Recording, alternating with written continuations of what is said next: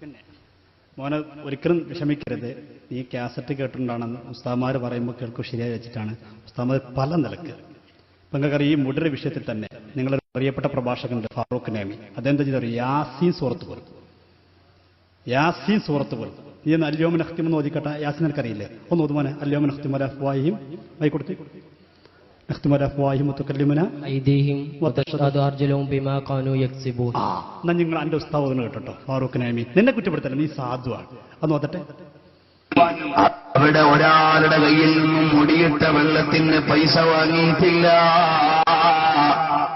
ഇവിടെ ഒരു ബോർഡ് സ്ഥാപിച്ച ചെറുപ്പക്കാരെ,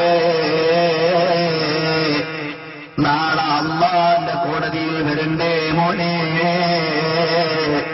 ഇത് കെട്ടിയ കൈ റബ്ബിന്റെ മുമ്പിൽ സംസാരിക്കുമ്പോ ഈ കള്ളത്തിന് സപ്പോർട്ട് ചെയ്തതിന് ഫതുകല്ലിമുനാ ഐദീഹിം വതശ്ഹദു അർജുലുഹും ബിമാ കാനൂ യക്ദിബൂൻ.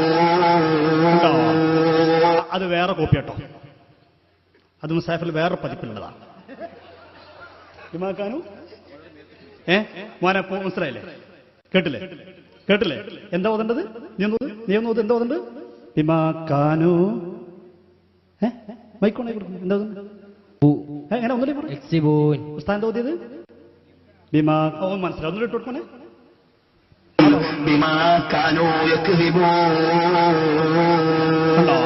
അപ്പൊ ഇനി മുതൽ കാസറ്റ് കേട്ട് എഴുതി വന്നിട്ട് മോനെ ചോദിക്കണ്ട. ഈ നേരത്തെ വയസ്സറിനോട് പറയട്ടോ.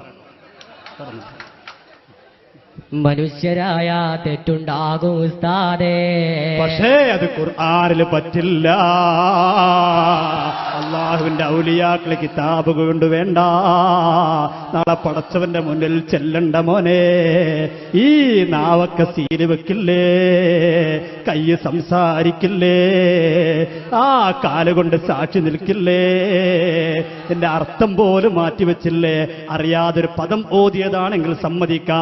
ഉസ്താദ് കണ്ടോ, ഓതിയതിനാണ് അർത്ഥം വെക്കുന്നത്. കേട്ടോ മോനെ?